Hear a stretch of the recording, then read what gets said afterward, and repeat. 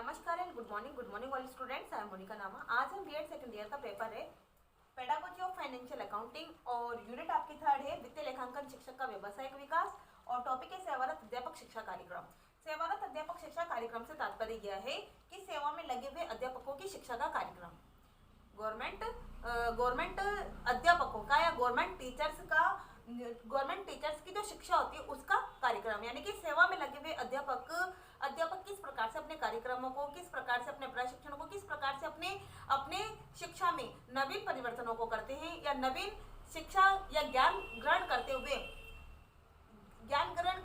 अपने प्रशिक्षण को या अपने ज्ञान में वृद्धि करते हैं, उसके लिए सेवारत अध्यापक शिक्षा कार्यक्रम बनाया गया। यानी कि शिक्षकों को नवीन ज्ञान प्रदान करने के लिए, शिक्षक के जीवन में आने वाली चुनौतियों का सामना करने के लिए, साथ में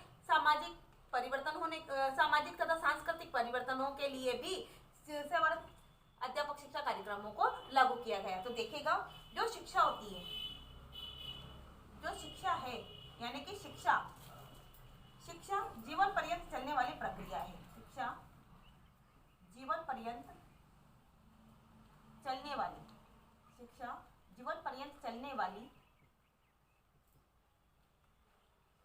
प्रक्रिया है। शिक्षा क्या है?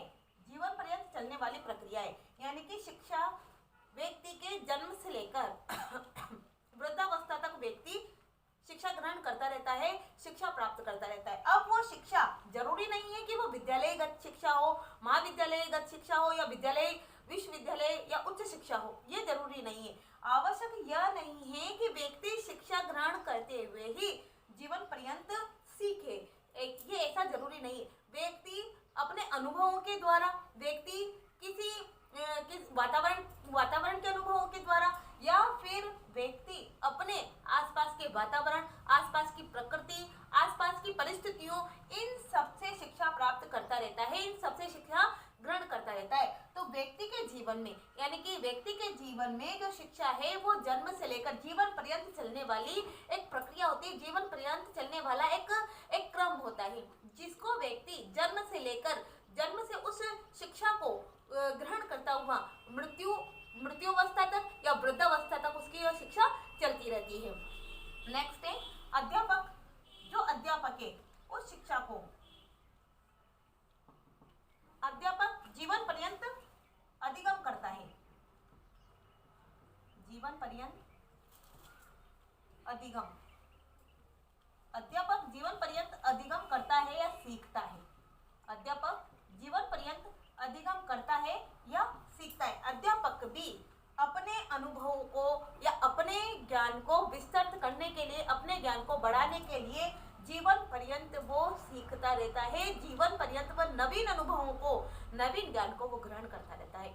अध्यापक जीवन पर्यंत जब नवीन ज्ञान को ग्रहण करता है तभी उसके ज्ञान के भंडार में वृद्धि होती है। यानी कि सेवारत अध्यापक शिक्षा कार्यक्रम इस प्रकार से है कि एक अध्यापक सेवा में रहते हुए भी, गवर्नमेंट सर्वेंट होते हुए भी, वो जीवन पर्यंत अपने ज्ञान में वृद्धि करता रहता है, जीवन पर्यंत वो सीखता रहता है।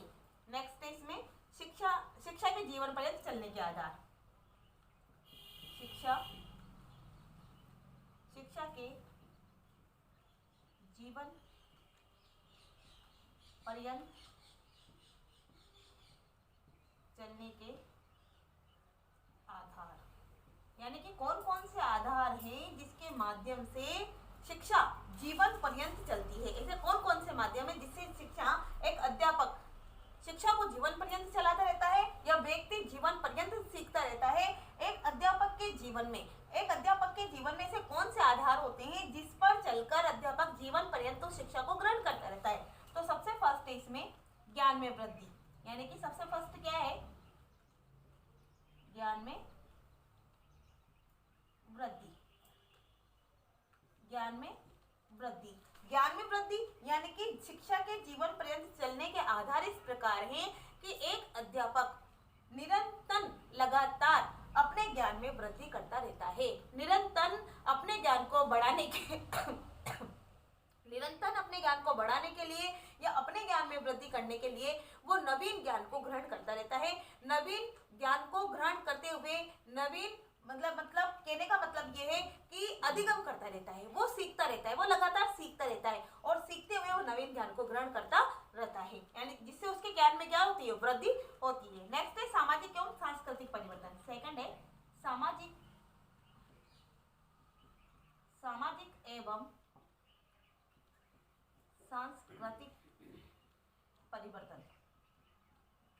सामाजिक एवं सांस्कृतिक परिवर्तन। सामाजिक एवं सांस्कृतिक परिवर्तन। सामाजिक एवं सांस्कृतिक परिवर्तन यानी कि शिक्षा के जीवन पर्यंत चलने के आधार में एक अध्यापक जीवन पर्यंत सीखता रहता है, जीवन पर्यंत ज्ञान में वृद्धि करता रहता है। साथ में सामाजिक एवं सांस्कृतिक परिवर्तन, जिस प्रकार से समाज की कठिन या जटिल परिस्थितियों में चेंज आता है, जटिल परिस्थितियां परिवर्तित होती हैं, यानी कि जिस प्रकार से व्यक्ति का विकास होता है, व्यक्ति अपने जीवन में विकास करता है, उसी प्रकार से समाज में भी विकास होता है और समाज के सामाजिक एवं सांस्कृतिक मूल्यों में भी विकास होता है, यानी कि व्यक्ति अपने जीवन में जिस प्रकार से विकास करता है, यानी कि एक पीढ़ी जब दूसरी पीढ़ी को अपना सांस्कृतिक मूल्य हस्तांतरित करती है तो उनमें कुछ सुधार आता है। वैसे कि वैसे वो उसको अपनाती नहीं है, लेकिन उन मूल्यों में जब सुधार आता है तो नेक्स्ट आने वाली जनरेशन कुछ परिवर्तन करके उन मूल्यों को एक्सेप्ट करती है, यानी कि उन सांस्कृतिक मूल्यों में कुछ परिवर्तन आ जाता है, कुछ चेंजेज आ जाता है। उसी प्रकार से समाज की कठिन परिस्थितियां इस प्रकार बदलती है कि जिस प्रकार से व्यक्ति का विकास होता जाता है, व्यक्ति नई टेक्नोलॉजी को सीखता जाता है, व्यक्ति नए प्रयोगों के माध्यम से शिक्षा ग्रहण करता जाता है, उसी प्रकार से समाज की सामाजिक परिस्थितियां भी बदल जाती हैं और समाज की सांस्कृतिक मूल्यों में भी परिवर्तन हो जाता है, यानी कि जिस प्रकार से टेक्नोलॉजी का विकास होता है और व्यक्ति उस टेक्नोलॉजी को एक्सेप्ट करता है और अपने शिक्षा के क्षेत्र में उन टेक्नोलॉजी का प्रयोग करता है, उसी प्रकार से व्यक्ति के सामाजिक जीवन में भी परिवर्तन होता है, व्यक्ति के सांस्कृतिक मूल्यों में भी परिवर्तन होता है। तो शिक्षा क्या करती है? शिक्षा व्यक्ति के सामाजिक और सांस्कृतिक जीवन में परिवर्तन करती है। नेक्स्ट है राजनीतिक परिवर्तन। राजनीतिक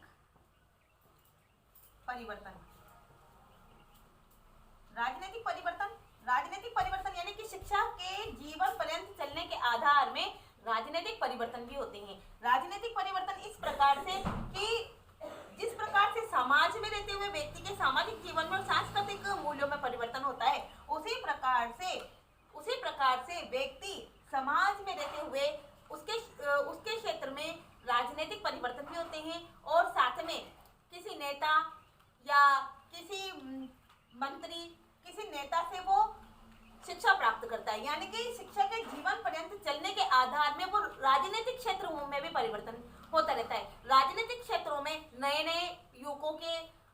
युवा मंडल बनने से भी राजनीतिक क्षेत्र में परिवर्तन होता है। नेक्स्ट है भविष्य परिवर्तन।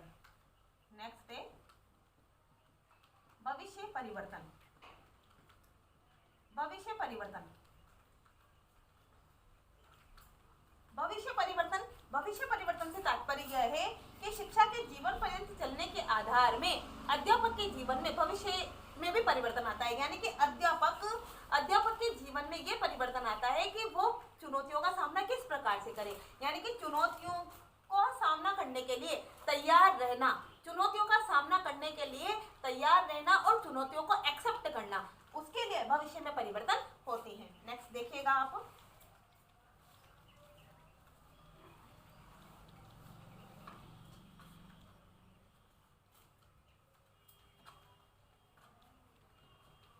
नेक्स्ट है इसकी डेफिनेशन देखिएगा एच.जी. वेल्स के अनुसार। एच.जी. वेल्स के अनुसार इसके डेफिनेशन देखिएगा कि अध्यापक इतिहास को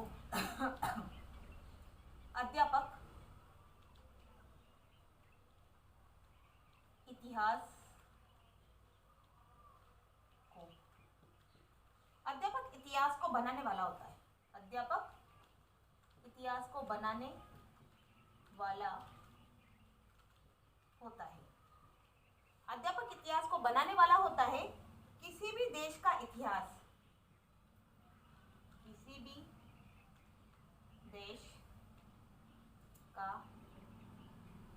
इतिहास, किसी भी देश का इतिहास उसके विद्यालय में, किसी भी देश का इतिहास उसके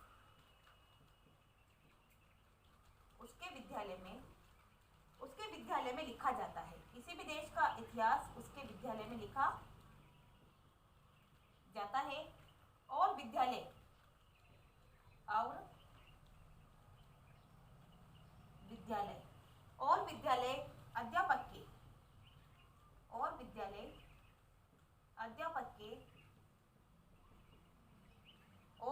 अध्यापक के गुणों से परे नहीं रह सकता, और विद्यालय अध्यापक के गुणों से परे नहीं रह सकता है। विद्यालय क्या है? अध्यापक के गुणों से परे नहीं रह सकता है। यानी कि एच.जी. वेल्स ने अध्यापक के लिए एक डेफिनेशन दी है कि अध्यापक इतिहास को बनाने वाला होता है। अध्यापक इतिहास को बनाने वाला होता है। बिल्कुल ये लाइन बिल्कुल सटीक है कि अध्यापक इतिहास को बनाने वाला होता है। बिल्कुल कि अध्यापक ही एक कारीगर से लेकर, एक डॉक्टर से लेकर, एक इंजीनियर से लेकर एक कारीगर तक का निर्माण करता है। अध्यापक इतिहास को बनाने वाला होता है। एक डॉक्टर, एक इंजीनियर, एक टीचर ही, एक अध्यापक ही एक डॉक्टर का निर्माण करता है। एक अध्यापक ही एक इंजीनियर को बनाता है। एक अध्यापक ही बड़े बड़े टेक्नोलॉजी का विकास करने वाले टेक्नोलॉजिकल इन सबको बनाता है। कहने का मतलब है कि अध्यापक इतिहास का निर्माण करने वाला होता है। बिल्कुल सही है कि एक अध्यापक देश का कर्णधार होता है, देश का निर्माण करने वाला होता है। उसी प्रकार से किसी भी देश का इतिहास उसके विद्यालय में लिखा जाता है। बिल्कुल कि वो कई प्रकार के बच्चों को, जिसमें प्रतिभाशाली भी होते हैं, सामान्य भी होते हैं और कमजोर भी होते हैं और मंद बुद्धि भी होती है। किसी भी देश का इतिहास उसके विद्यालयों में लिखा जाता है। वो देश के ऐसे कर्णधारों को उत्पन्न करता है, ऐसे कर्णधारों को तैयार करता है, ऐसे कर्णधारों का निर्माण करता है जो इतिहास को लिखते हैं। यानी किसी भी देश का इतिहास उसके विद्यालयों में लिखा जाता है।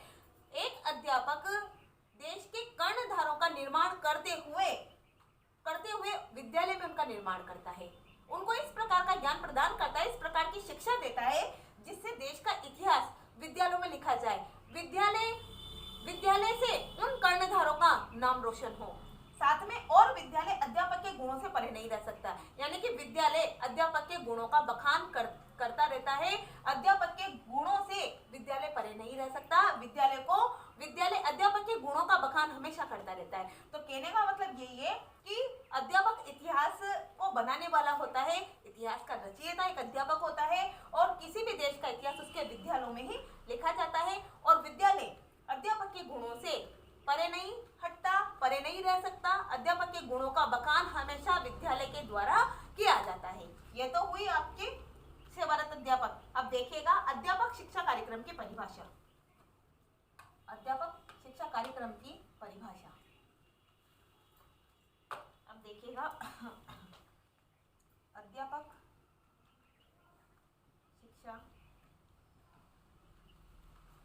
शिक्षा कार्यक्रम यानी कि सेवारत अध्यापक शिक्षा कार्यक्रम जो भी है, सेवारत अध्यापक शिक्षा कार्यक्रम की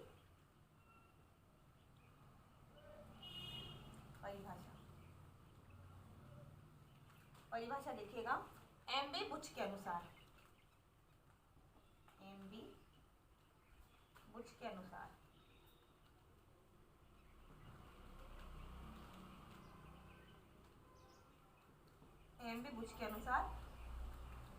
सेवारत अध्यापक कार्यक्रम की परिभाषा। सेवारत अध्यापक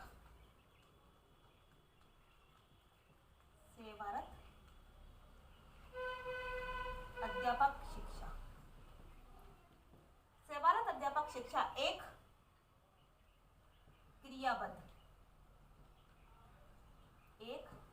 क्रियाबद्ध योजना है। एक क्रियाबद्ध योजना है जिसका उद्देश्य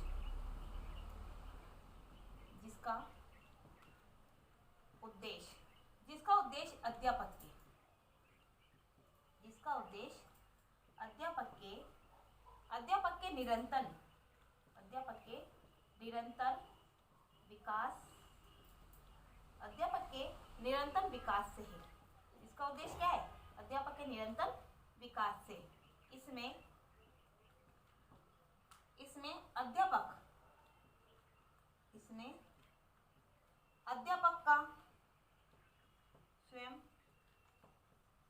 का स्वयं एवं